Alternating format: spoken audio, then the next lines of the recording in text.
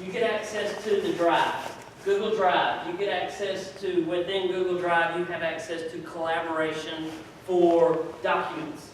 Now, inside of your sector, you can restrict different things with that. Are they allowed to share documents outside of our organization? No, they're not. Well, as well, we get the question, is it really secure? It's in the cloud. Well, what is the cloud? Cloud being not necessarily hosted at your local facility. I like to break it down to that term. Are you hosting it in your server room? No. It's hosted across the street. That's a cloud-based solution because you're either have it somewhere else, not necessarily locally centralized area inside of your area. You have the documents. You've got word processor, a spreadsheet, you've got a PowerPoint presentation, whatever the case may be that you want to take advantage of.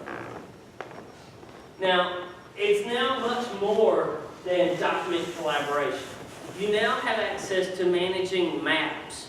You can do your websites. You can do management of devices. So those management of cell phones, like what you did back when you had BES servers, you can do within the Google Apps interface. You want to say, okay, we'll allow you to have your email on your phone, but you're going to adhere to our security policies, being we're going to require you to have a code on it, so it's locked every time that you turn it off or whatever the case. You've got to punch in that 4-digit code to get access to your device. We can also do a remote wipe within Google Apps. So you've got that Android or that iPhone or whatever the case. We can remote wipe the device from your Google Apps environment to where it can either wipe A, just the email off the device, or B, the device was stolen, the device was lost. We can remote wipe the entire device back to a factory default. They leave your office, they no longer employed. You can just wipe the email portion, email, calendar, docs, things like that off of their device as well. So you have that capability to remove that. Now as well with Google, they also have the archiving. So with archiving with Google Apps, you have access to archiving through a third party with Google, such as their Google Vault solution. Google Vault is available at a charge to all different groups, from education as well as the government sector.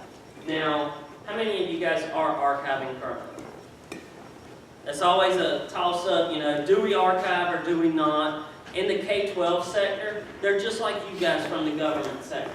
Yes, they want to archive so that they can have a copy of it, public records, everything along those lines. But they're not state entities to where they have to do it by state mandate. So that's always a big thing of, okay, do we do it or do we not do it? And it's up to the local folks, the district or the county, whether you're going to do it. And we can also do even management of your devices. Several folks in the K-12 sector are moving towards Chromebook devices. We've got over somewhere around 60,000 devices just in K-12 alone. Now the business sector and the government sectors are coming on to it because they're seeing some other things that they can do with it. Well, with a Chromebook, I can have pretty much a dumb terminal, okay? You get access to your Google Apps on it. It is a web-based operating system. You lose it, there's no data that's on the device to worry about. Now, somebody loses that device, whatever the case. If they can't log into it to get access to the account, there's nothing they can get access to. Now, if somebody has their password taped to it, or on the bottom of it, or whatever, you see it just as well, they've got their password taped to it, yes, they're going to be able to get into it. They're going to get access to their documents, their email, their data. That's something else that we've got to handle, password changes and everything.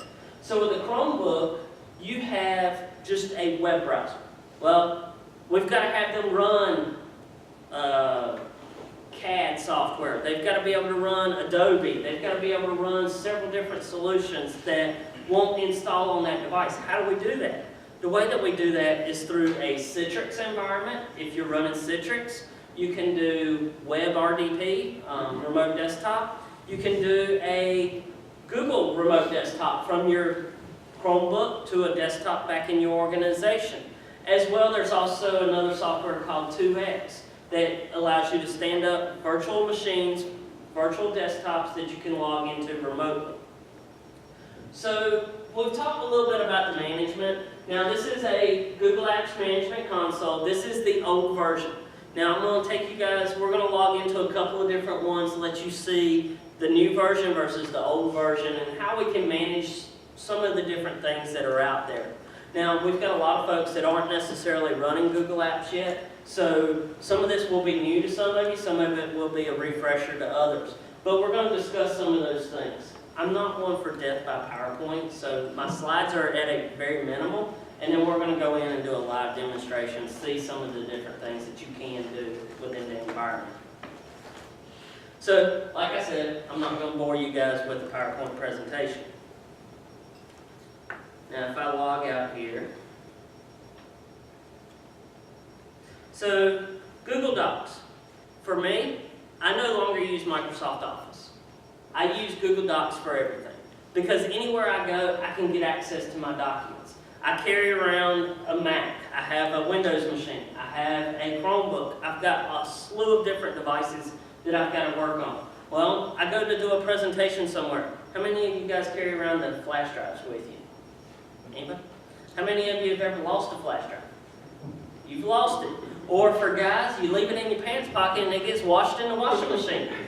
I've been there. I've done away with those. This is not my machine. This is the School of Government's machine. The flash drive that's hanging in it is not mine. Everything that I do is on Google Docs.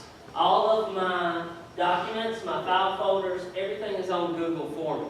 Now, so that I can log in at the office, have access to my documents, I go home, use my home machine, I have access to my documents. I get the question a lot about, well, that's a security breach. Well, them carrying a flash drive into your office is the same thing. It's a security breach as well because they're saving that document on their flash drive. They're taking it home because there's not enough time in the day to get it done at work. They're going home, they're working on it. Or if you're giving them a laptop to take home with them, it's the exact same thing. Our folks are more versatile. They're working anywhere that they're at now. I just come back from the Ocracoke campus, the Ocracoke School on far, far east yesterday. Well, one of the things I made the lady's day because she was able to get her documents on her phone to where she could work off of her phone now.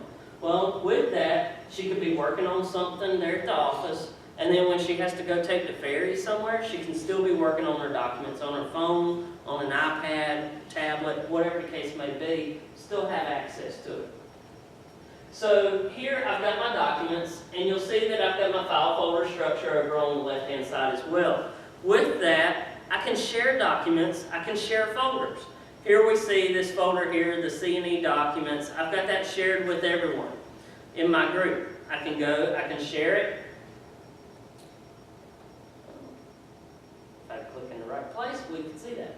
So it brings up, I see that I'm sharing this document, this folder with Andy, with Gons, Chris, several different folks, so that we can all share within it. Now, in your environment, if you're still in the Microsoft Office, Microsoft Windows phase, you're doing a shared drive through the server at the office. Well, everybody has access to that shared drive. That's great. Everybody can access it, work with it. Now, only one person at a time can open up that Microsoft Office document, right? It then gets locked. Somebody forgot to close their machine properly, didn't close out the document. You've got to call technology. They've got to unlock it so that everybody can do it. Here, everybody can collaborate on the same document at one time. I'm going to, not that one. We'll take a shot to see if everybody's logged in here, if anybody's logged in. If not, we'll move on. Nope, nobody else is logged into it. You can have, with the Google Docs, you can have up to 150 people collaborating on the same document at one time. That's enormous. Now, in a Microsoft Word document, that gets really hectic. I'll be flat out honest with you. Because if I bring up this testing document, this is just a little Word document, I bring this up, I start working inside of it. Now, you can see it's up, it looks like Microsoft Word. If I got 150 people in this one document typing on it all at the same time, it's going to be confusing. In an Excel document, This is big in finance offices because you can have your budget spreadsheet and several folks accessing that budget spreadsheet all at the same time, updating their cells. We can all update the same thing all at one time, different areas. I can share my documents. Now, from an administrative level, you can see that I've got multiple options. One of them is, this document is private. Only the people listed below can have access to my document. That's great. I don't want just anybody to be able to access it. Only the people I say can edit my document. Now this document is set up a little differently than what I like to do. Notice that it says editors will be allowed to add people and change the permissions. Well, that allows Gons, if he needed to share this document with somebody else, he could share it with them. Now, what I normally like to do, since I'm the owner of it, I can go say, only the owner can change the permissions. That way, nobody else has access to add people to my document without me knowing. I'll hit cancel there. Now, as well, if we go to our accessibility here, we can see we've got several different options. One of which is our public on the web. Now, when your users turn a document to that public on the web, it allows search engines such as Google, Bing, Yahoo to find your document. I don't ever recommend to folks to turn that on because then your document is accessible to the search engines unless it's something that you want to be found. You've got your anyone with a link so that it scraps it from the search engines. Still makes your document available, but they must have the URL to get to it. You have your company. Now, we've got the company and the people at the company. We can restrict that, okay? Inside of government, you may be a little bit differently and not necessarily want to share your documents. Allow folks to share your documents outside of the company, outside of your organization. We can restrict that. We can say, okay, you're only allowed to share documents within our organization. You're not allowed to share them outside. We can restrict that. We can also go even granular to say, okay, based upon the OU that you're in, if you're in public relations, you can share documents outside of your OU, outside the organization, because you've got documents that need to be shared. But yet Sam over here in accounting, he's got financial documents. He doesn't need to have access to sharing his documents outside of our organization. You have that capability, that privilege to be able to say what they can and cannot do.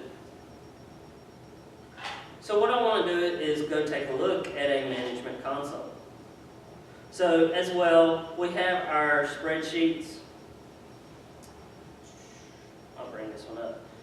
We have our spreadsheet. You can do up to 400,000 cells on a single spreadsheet. You can do away with macros in this environment as well. How many of you have ever been hit by the macro viruses? Oh, come on, I know you guys have been hit with them. Everybody gets hit with them. Here we say we have 3 other people that are on our document all at one time. If they were editing it, I could see. I don't see where anybody's at. We would see where they're at on our document. So we can do 400,000 cells.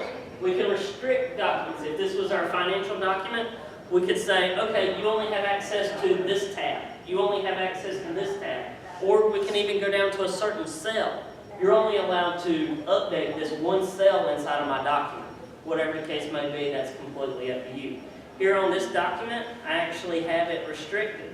If I go to my named and protected ranges, I can see that I've got all of these different areas are locked so that nobody but me can edit those areas. Here on my spreadsheets, I've got my counts here. This is just counting up the number of people, different types of things. I've got it locked to where I'm the only one because I've got several formulas on here that I don't want messed up. So I've got that area locked to where nobody else can edit that, but they can go and view it if they want to. So let me log out. We'll log into a different environment.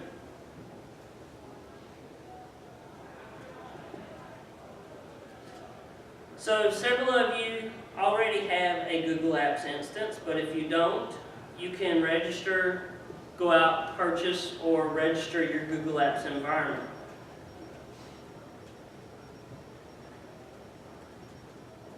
Now, if I enter in the right password. in a K-12 environment, as well as universities and education, Google Apps is free of charge. Okay? Google Apps is free to education. The government and business side, it is not free. Okay?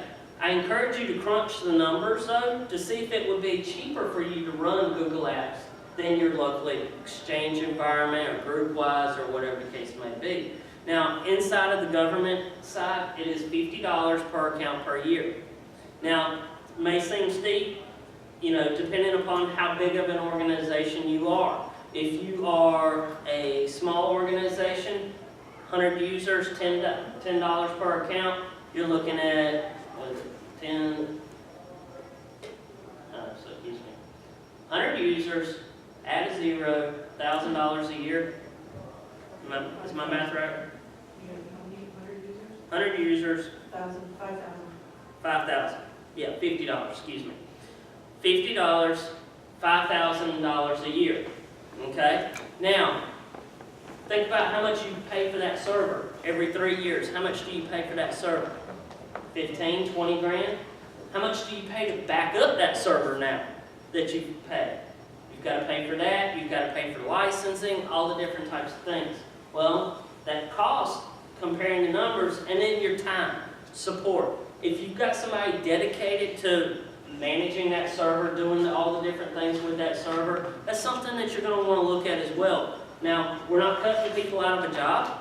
We're reevaluating, moving to doing different things. They're still going to have to manage email. They're still going to have to do several different things. So you're looking at $50 per account per year. As well, if you look to use Google Vault, that's an additional cost to your organization. If you have a Barracuda box or a Jathian or some other means of archiving your units already, you can continue to use that with your organization. So there's nothing keeping you from using those other sources as well. Do you know what the cost of Google Vault is? Google Vault for education is $10 per account. For government is $50 per account.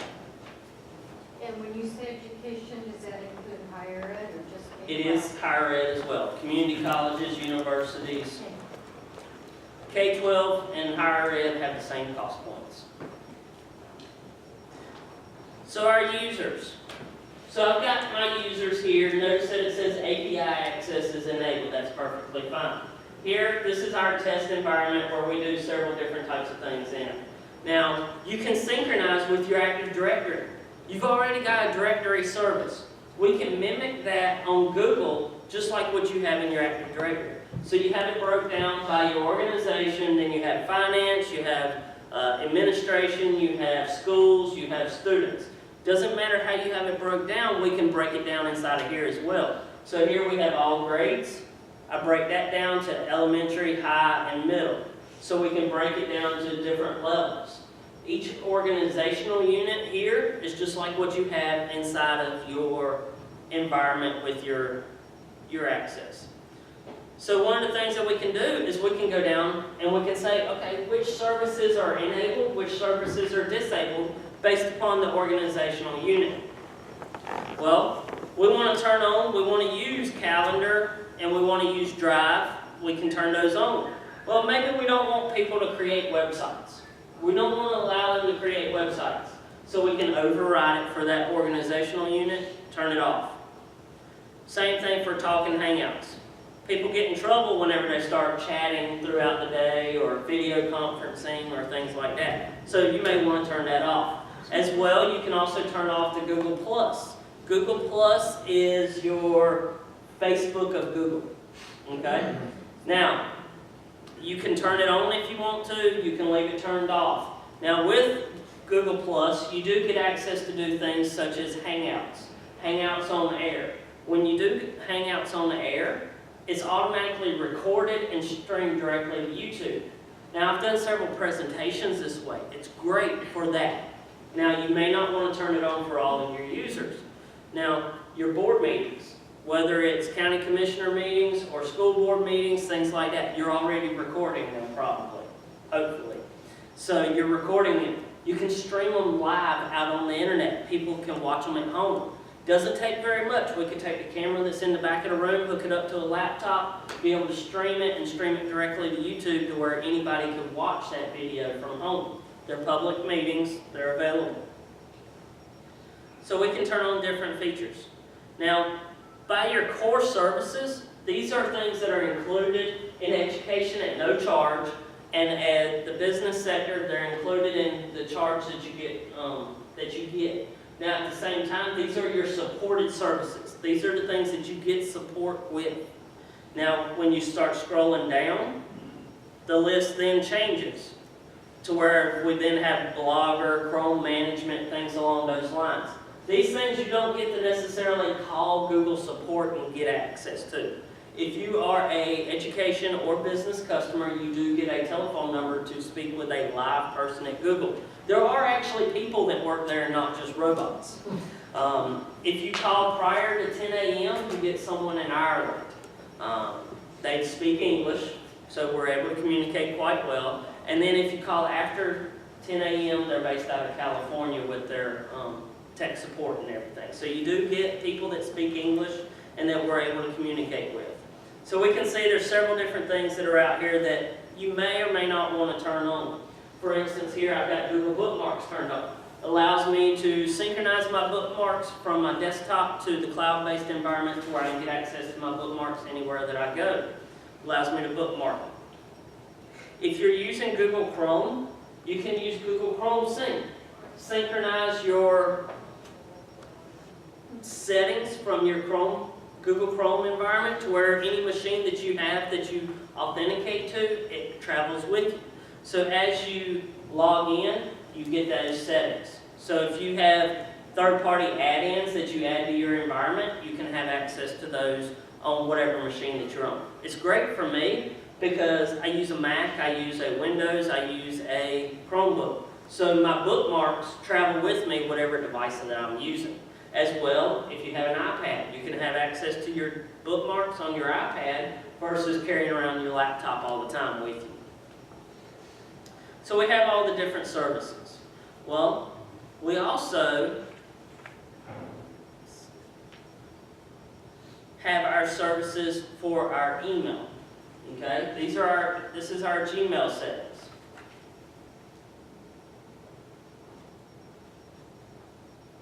Now, once this comes up, you'll see, and most of the services are this way, to where we can restrict what they're allowed to be able to do.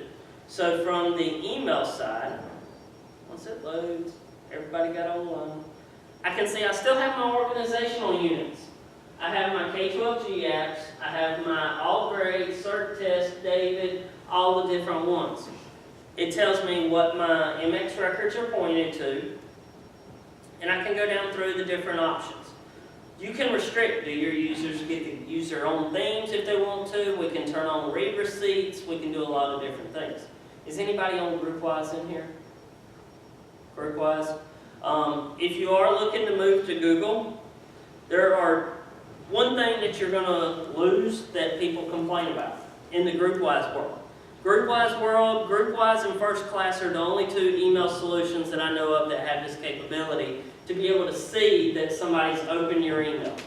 You send an email, they know that you opened it. It's sort of a read receipt, but it's not necessarily because it just bypasses all of that. You just know whether they read it or not. They opened the email. Not that they read it, but they opened it. Now, in Google, there are some third-party add-ins that you can add in to be able to do that as well. We can restrict whether we're allowing mail delegation. Now, I can go down into each one of those sub-orgs, OUs, to be able to say, no, they're not allowed to delegate their mail to other people. Or we go on down, we can disable POP and IMAP access. We don't want them to take their email off of our server. How many of you allow them to take their email off of your server right now? Or do you not necessarily know that they're taking that off?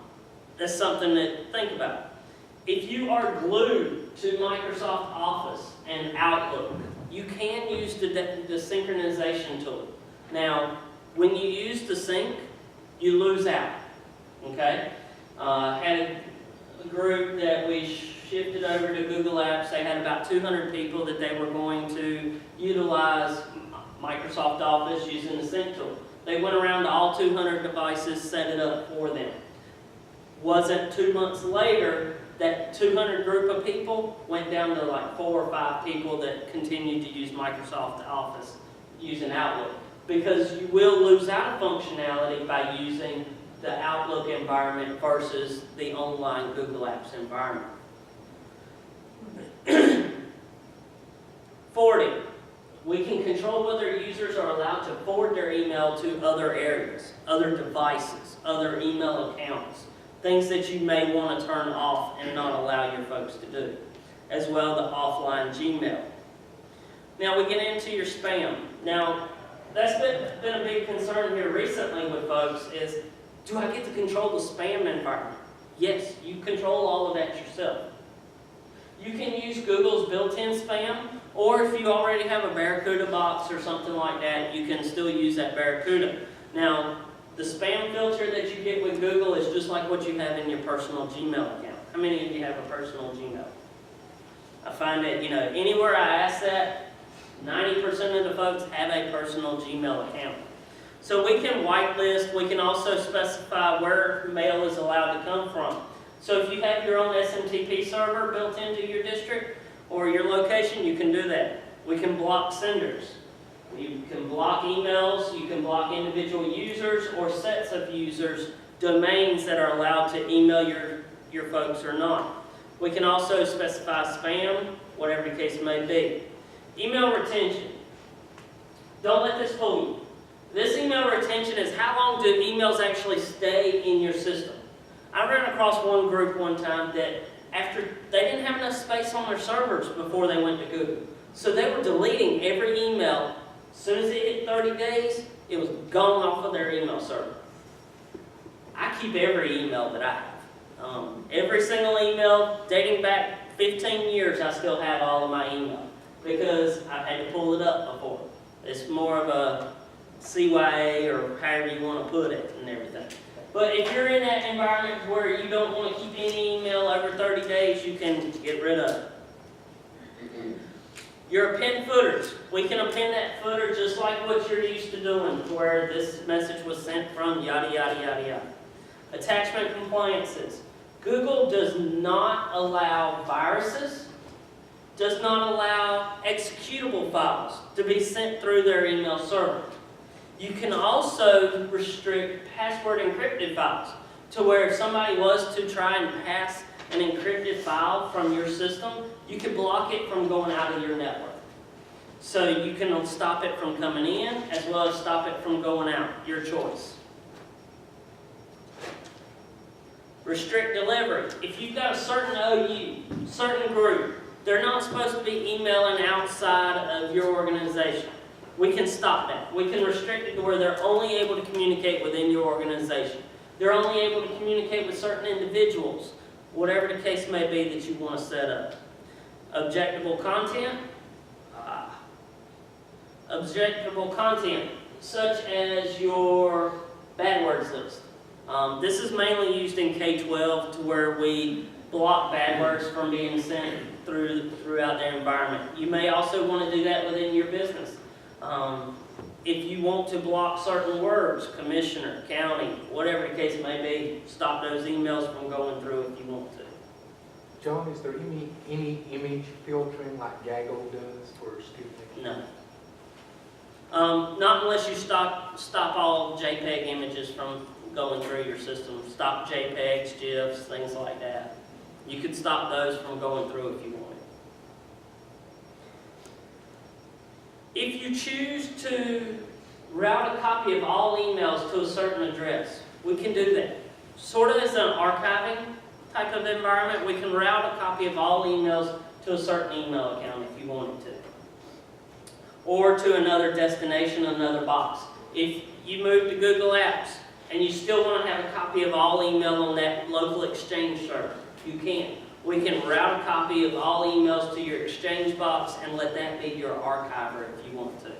It's completely up to you. I've set things up all different ways with folks. I have one group that they set up a POP3 server We sent all emails, routed a copy of all emails to that machine so that they could still use that as an archiver. They couldn't necessarily afford to purchase a new box or to go out and purchase a service, so we set it up in that mechanism. We have those options out there and available for you as well. So within our Drive environment, I told you guys that we could restrict where they are able to send their documents. We can restrict it to where they're not able to send their documents, share their documents outside of our organization. It's completely up to you whether you allow them or not allow them. We can warn them. We can also restrict whether they're allowed to publish their documents outside the organization. We have our default visibility. Mine vibrating up there. We've got our default visibility, sharing documents within the organization. Defaultly, are they allowed to share their documents within the organization, or do we go ahead and share it for them as they create them? We can also enable audits, okay? Enable the document audit. This allows your admins to see certain things within your documents. Now, there are this new feature built into Google.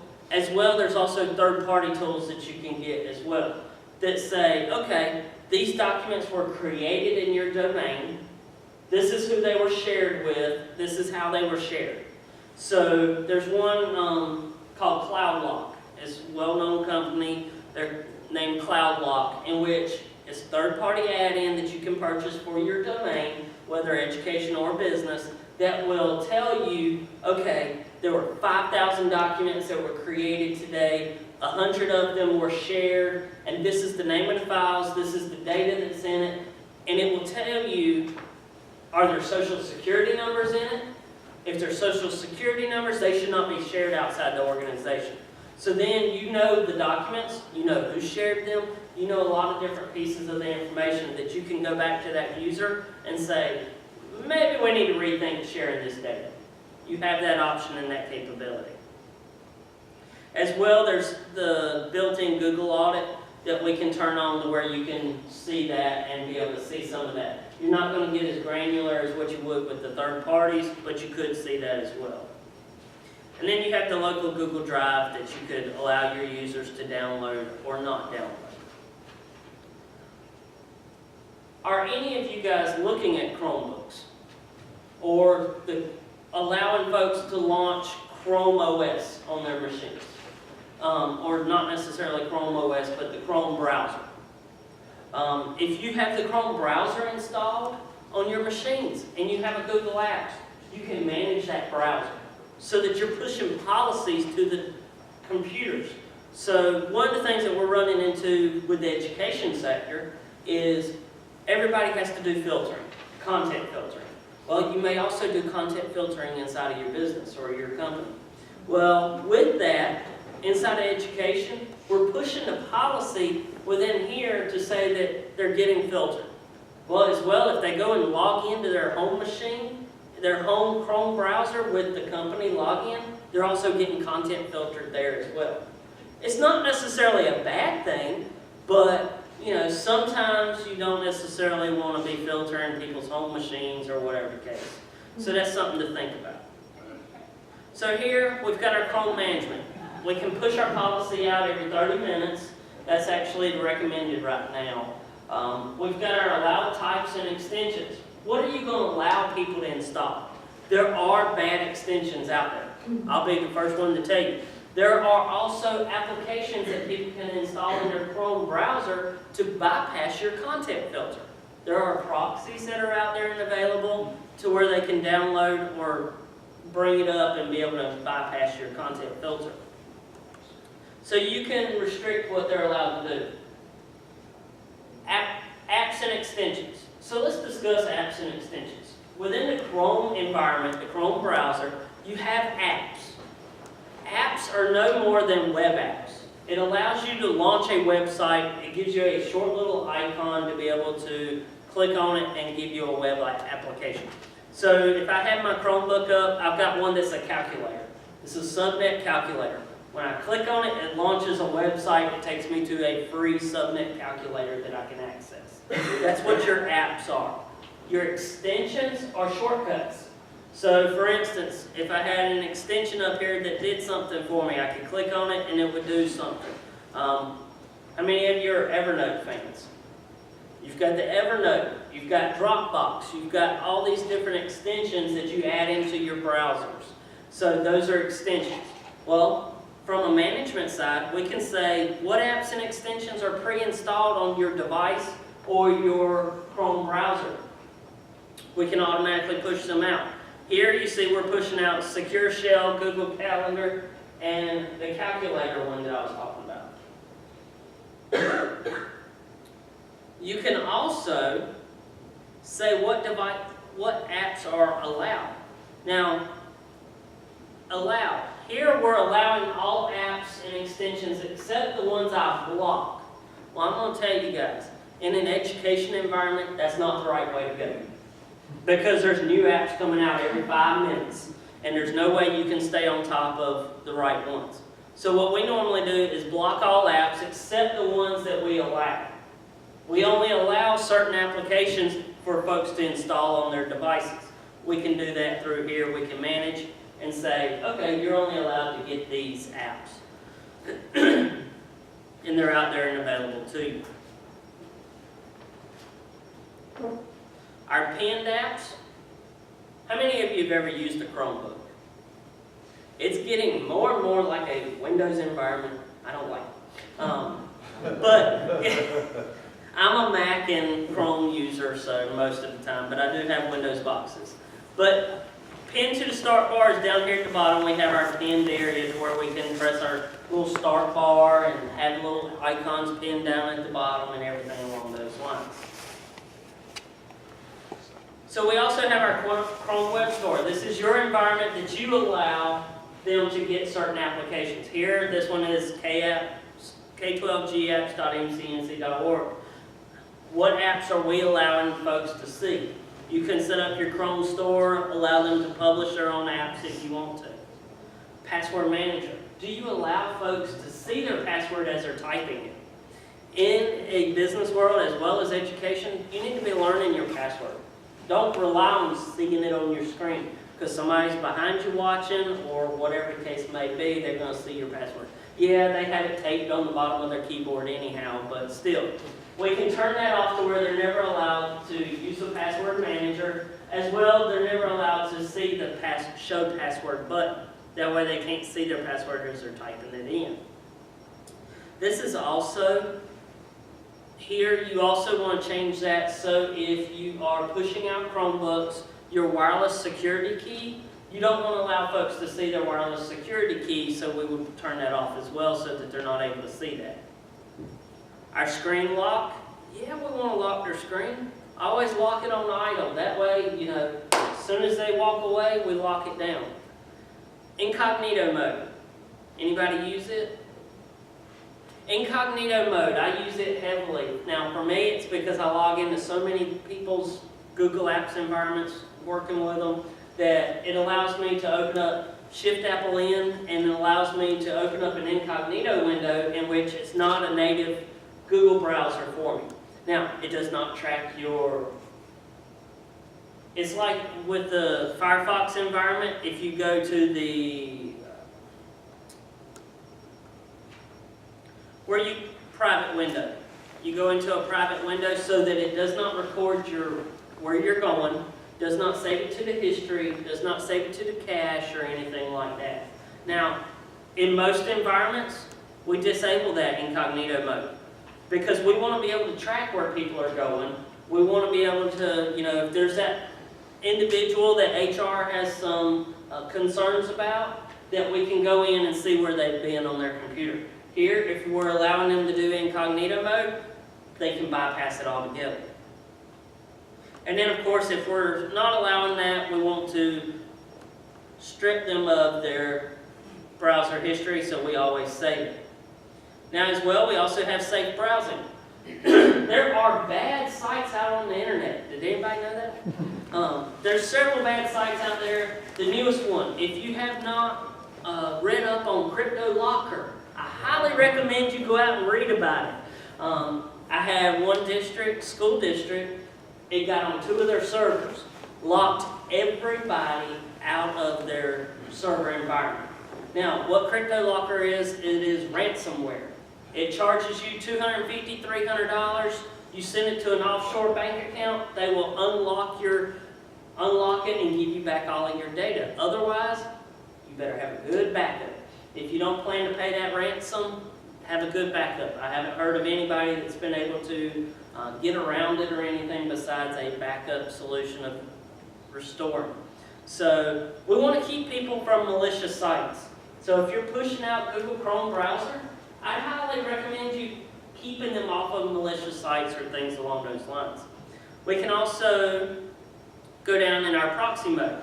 Well, how many of you do content filtering at the office? Government as well as education. In education, we have to do it. Now, local government, I seen on the Nickel Giza listserv a few weeks back or something, people were starting to ask about content filtering. With this, we can push out content filtering to your devices. Now, this is where we're running into some issues in K-12 because we're pushing out that pack file proxy config to where people are not able to go anywhere on their own machine without authenticating back to the content filtering service. That's something that you're going to need to look at. We can customize, we can push down what they're allowed to have for their home page. We can also push down what website automatically loads. As soon as they log into their Chrome browser, what websites load up for them. We can push that out to them as well. Safe search, we can enforce safe search. Now, your question about images, this enforces safe search for images, but you're never going to catch everything, okay? Stuff's never going to always get caught on image searches, things along those lines. Do we allow screenshots? Screenshots within your environment, you may have crucial data that you want to allow or not allow them to do. Some of the places that I've gone in the past, I've gone out and worked in some places where if you have a smartphone with a camera on it, you have to leave it at the front desk because they won't allow you to walk in with it because they're scared you're going to take pictures, things along those lines. So same thing here. You may have data on your machine you don't want to allow folks to take out, so you turn off the screenshot capability. Client certificates, if you've got certificates that you need to push out, you can push those out. Our cookies, everything along those lines. The next thing I want to show you guys.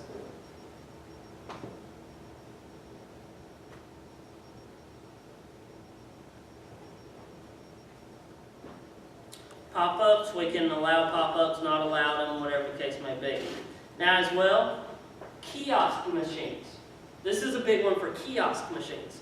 You've got a machine that you have set up as a kiosk for people to sign in and out or do different types of things.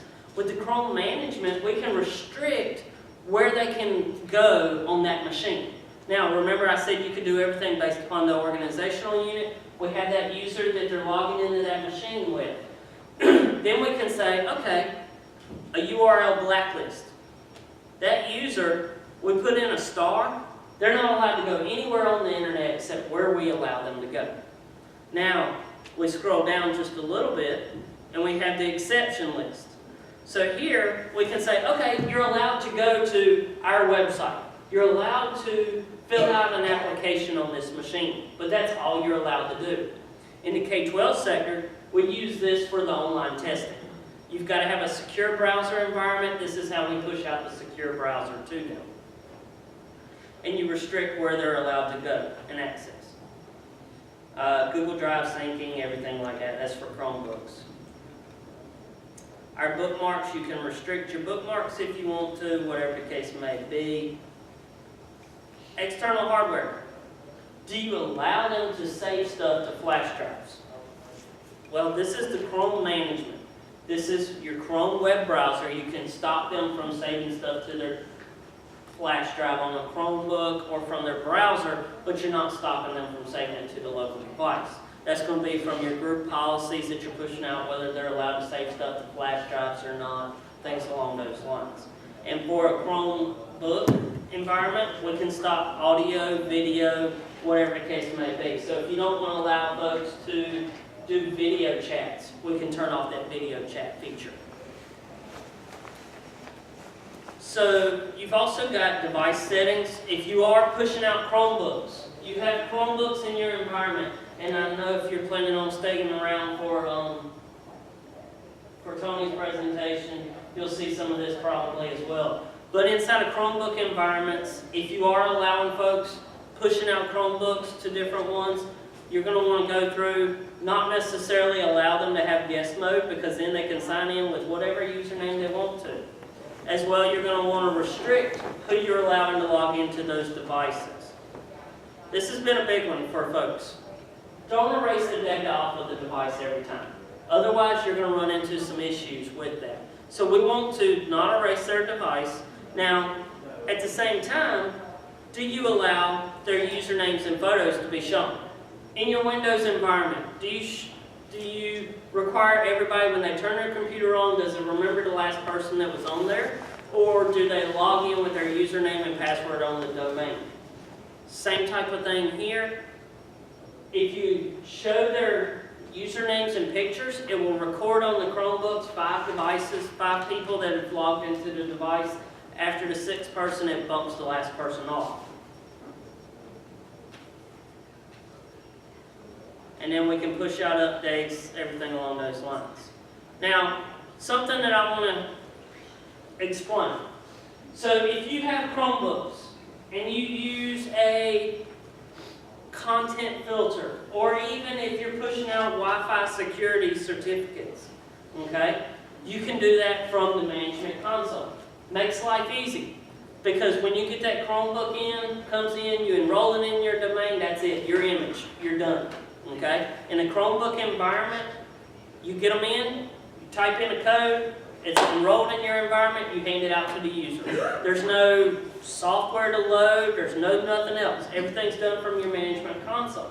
Including, we now have the capability to push HTTPS certificates. This is with Zscaler, with Lightspeed, iBoss, Sophos, any of the solutions that you've got to push HTTPS certificates, we can do that now from the Google Management Console. This came out October 30th. We were able to release it and tell folks that it was in their environments. So you push out your certificates. Here we're pushing out Zscaler certificates, and we just check that one box, and it will automatically make them a HTTPS authoritative source. So, yes, sir. I hate to go off track here, but how about Ediscovery Issues? Okay. Because when it's out in the cloud and I need to get logs, I don't have access to that. So that's been an issue we've had before between two students communicating threats to each other. I can't, the lawyers wouldn't take the email, they wanted the logs of the access between the accounts, and I had to go to Google. Logs of when they're logging in? When the emails are coming in and the transmission, make sure there wasn't a man in the middle, whether there was not someone else logging in on the account, even on the, right, the credentials, and it was, so that was all the issues that we have, because I can't get which IP it came in, logged in from, historical values, those types of things. Now there, you're, from the IP and stuff like that, you're only going to get from the headers.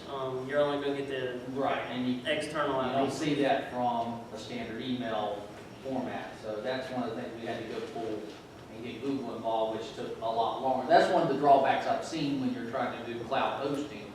Is putting it in. So. With the Vault environment is your Ediscovery, to where you can go out, you do your pulls, you do all of the pieces. Now, in the education environment, you pay for Vault for your staff, Exactly. and Vault is free for your students. So with Vault, you set up your retention policies. You can also do your pulls, put things in litigation, holds, everything along those lines. As far as the pulling of the exact IP and everything, you're not going to get that, but you can get the message headers from it. Right. But there's still, if they did it at home, you're not going to know who actually logged in or anything like that as well. True. But at least you can isolate that it is actually that homeowner or that, location. That home You know, location. so it's a lot longer scale when you're actually getting to something along that. That I found to be difficult, whereas I have that if it's on-premise hosting. Mhm. I have all that information. You have all that information and are able to pull it Right. versus And not. immediately respond without having to wait for third-party Google to do, or whoever. It's not just Google. Have you tried pulling things from the email log? Because with the email log, you can get some of that information without having Vault. Right.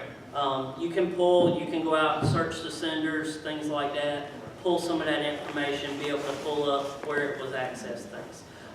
As well, I'm not sure if you're familiar with Google Apps Manager. Command line tool, you can pull reports for user activity from there.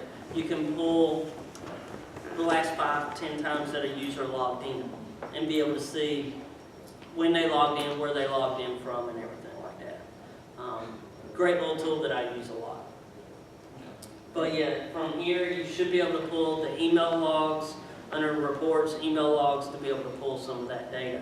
Now, if this was an actual production domain, I could pull some of that for you, but No, that's fine. I don't remember any of the emails that we've got. Thank you. Any questions? I know we've gone through a lot, from the document sharing to administration to some of the settings that you're going to want to look at. Any questions at all? Y'all are quiet. Yes, sir. Looking at it from the government side, you talked about email and he was talking about some issues that he had there. Whenever you sign your contract with Google, how is that written up? Are you still the owners of that data? And Correct. what are their question of, do they have backups of that data? How are they actually backing up that data? Especially when you start talking about public record, when a public record request comes in and I would have to search that. How would that be handled? So for that, you still own the data. You control everything from your management console. You get that request, you can lock the user out. You're controlling your environment. It's not Google controlling it. So you go in, you cut the user off in the Ediscovery. If you don't have backups or you don't have archives or things like that, you can go in, unlock the user, log in as them, be able to get that information of all their emails. Now as well, if you're using Vault, you go and pull it all yourself from the Vault area. Otherwise, they do retain backups for 5 days that we can call and be able to say, we need to get this data back. After that, they don't necessarily house it. It's going to be your responsibility to offload it somewhere else. If you're not using Vault, you're using a Barracuda, you offload it to there. I think the city of Raleigh was working with Google at one point, and I don't know that they ever finally It did not. completed it. Something with the contract. It was something with the contract, I believe. Yeah, it's been a while since I've talked. Now, and I think Forsyth is looking at it. Forsyth County, they may have already moved on it, the county government and everything.